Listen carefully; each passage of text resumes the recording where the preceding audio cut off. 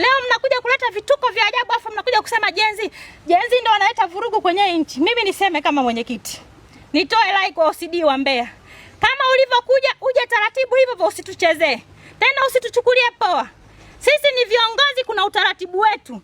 Kama unaona tumekosea ulipaswa kutupigia simu. Hujapiga simu unakuja tunatunyakua kama vifaranga. Usituchezee kabisa OCD. Tena kaa mbali na Chadema. Yaani hii nchi sijui sasa hivi inaongozwa na mapolisi, sijui ni kujipendekeza, sijui ni vihelehele, sijui ni kwamba utapandishwa cheo. Yaani kitu cha kipumbavu haijai kutokea. Yaani unashindwa, wale watu unafanya nao kazi, unashindwa kuzungumza nao kwa upendo kwamba jamani kuna 1 2 3. Unakuja unakamata vijana. Haya, kulikuwa kuna mechi pale uwanjani inachezwa. Ameenda pale amechukua mabomu, ameenda kupiga mabomu. Hivi hii ni nchi au ni nini jamani? Mimi nashindwa kuelewa. Tumekuwa na nchi haijawahi kutokea.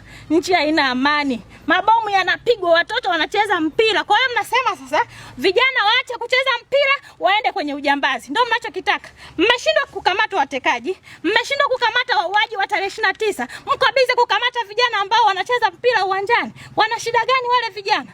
Kwa mimi nitoe rai kwa OCD wa Mbeya. Kaa vizuri. Afu niwaambieni wananchi. Sasa polisi wametengeneza uhasama na wananchi. Polisi sio watu. Mwende mkanunue filimbi majumbani kwenu. Mkiona polisi amekatiza uwanjani kwenu, kwenye nyumba zenu, pigeni filimbi. Hawa sio watu sasa hivi. Kama wangelikuwa ni watu tunaishi nao vizuri, wangetupigia simu, tungekuja tujadiliane nao kwamba hili jamani swala haliwezekani. Chukueni filimbi, pigeni filimbi kwamba sasa hii imekuwa sio nchi. Haiwezekani askari anakuja na kamata tu. Askari kuna utaratibu. Mimi nafanya kazi na OCD. Alipaswa anipigie simu. Jetu kuna 1 2 3. Lakini anakuja na kamata tu viongozi, anakuja na tuna tu. Jamani OCD, kuna maisha baada ya OCD. Kuna maisha baada ya hayo majezi. Baadaye utarudi nyumbani. Una watoto wako ambao sio ma-OCD. Una wazazi wako ambao sio ma-OCD. Una familia ambayo sio ma-OCD. Wamekusomesha ukawalinde wananchi na mali zao. Lakini badala yake unakuja kutunyanyasa. Tunakushukuru OCD. Tunakukaribisha Chadema, na kwa sababu leo tumeona dhahiri kabisa umeshusha bendera zetu. Lakini Mungu anayeishi atakushughulikia ulichokifanya leo. Na sidhani kama oda imetoka huko juu, ni kujipendekeza tu. Ni kujipendekeza. Hivi kushusha bendera nusu mlingoti. Kama mlikuwa ungana simngetafuta kina Mdudu walipotea huko. Kama mlikuwa ungana simngetafuta kina Dionis Kipanya walipotea.